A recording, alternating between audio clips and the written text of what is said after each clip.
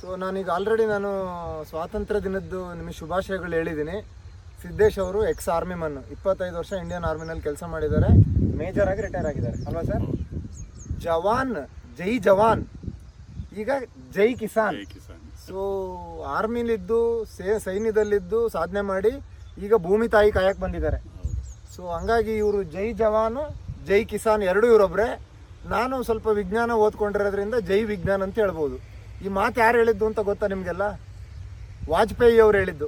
ಬರೀ ಸ್ಲೋಗನ್ ಏನಿತ್ತು ಅಂದರೆ ಜೈ ಜವಾನ್ ಜೈ ಕಿಸಾನ್ ಅಂತ ಇತ್ತು.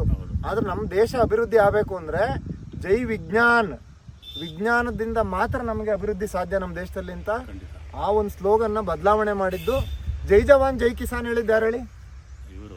ಲಾಲ್ ಬಹದ್ದೂರ್ ಶಾಸ್ತ್ರಿ ಅವರು. ವಾಜಪೇಯಿ ಅವರು ಅದಕ್ಕೆ ಜೈ ಜವಾನ್ ಜೈ ಕಿಸಾನ್ ಜೈ ವಿಜ್ಞಾನ್. ಸೊ ಹಂಗಾಗಿ ಇವು ಮೂರು ಸಂಗಮ ಆದರೆ ಯಾವ ಕ್ರಾಂತಿ ಬೇಕಾದ್ರೂ ನಮ್ಮ ಭಾರತದ ರೈತರಾಗಲಿ ಭಾರತದ ಪ್ರಜೆಗಳಾಗಲಿ ಮಾಡಬಹುದು ಅನ್ನೋದಕ್ಕೆ ಸಾಕ್ಷಿ ಸರ್. ನಮಸ್ಕಾರ ಸರ್. ಏನಿಲ್ಲ ಸರ್, ಎಫೆಕ್ಟ್ ಆಗ್ತದೆ.